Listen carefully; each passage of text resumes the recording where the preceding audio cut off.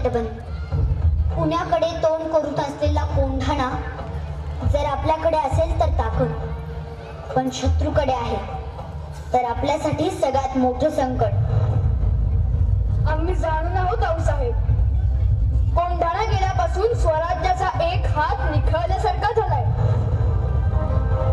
मुघलांच्या जयसिंगासोबत केलेला तह अजूनही आमच्या काळजात खोल जखम करून आहे.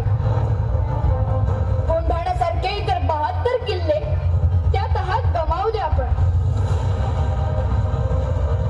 दिल्लीस तुम्हाला कैदेत ठेवण्याचा त्या औरंग्याचा विश्वासघाती मनसुबा विसरू नका. त्याच्या हातावर तुरी जाऊन निसटलो आम्ही. तेव्हाच तह रद्दबातल करायचं मनाशी ठरवलं होतं. कोंढाणा स्वराज्यात परत आणावं लागेल शुभा. सह्याद्री धोक्यातून बाहेर काढावी लागेल. आम्ही तातडीने हालचाली. तुमच्याशिवाय कार्य पार पडणार आहे का? मुद्रा राज, मुद्रा साहेब.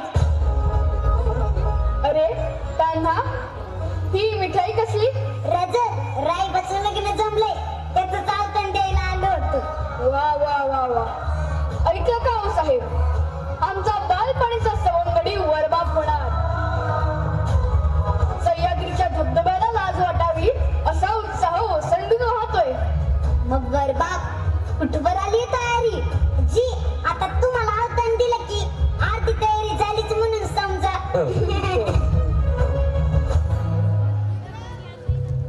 राज, काही अडचण आहे का? अडचण? छे छे, कसली अडचण? राज, तुम्हाला आज नाही ओळखत हा तानाजी. काय झालंय? तानाजी, बोलू आपण. आपल्या घरी कार्य आहे, ते झालं की बोलू. राज, तुम्ही सांगत नाही ना तर मी इथंच ठाण मांडून बसला. तान्हा, आऊ साहेब, आम्हाला फरक समजतं होय.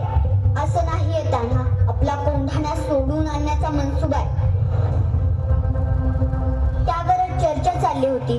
कोंढाणा कोंढाणा गनिमांच्या गोटात गेला म्हणजे स्वराज्याला कधीही दगाफटका होऊ शकतो. असा कसा दगाफटका होईल? आणि हाय की इथं तटबंदी सारखे उद्याच कोंढाण्याची मोहीम काढतो.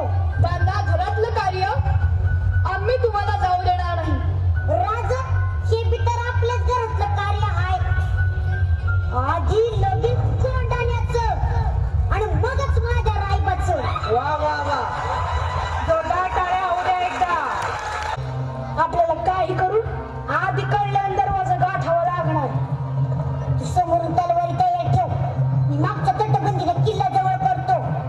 एक ध्यानात ठेवा, आपल्याला एकेकाला 5-5 जणी ठार करायचे. आपण 1000 आणि ते 5000. आम्ही 300 जण किल्ल्यावर चढाई करतो. सूर्याजी, तू मुख्य दरबारावर जाऊन थांब. हर हर महादेव.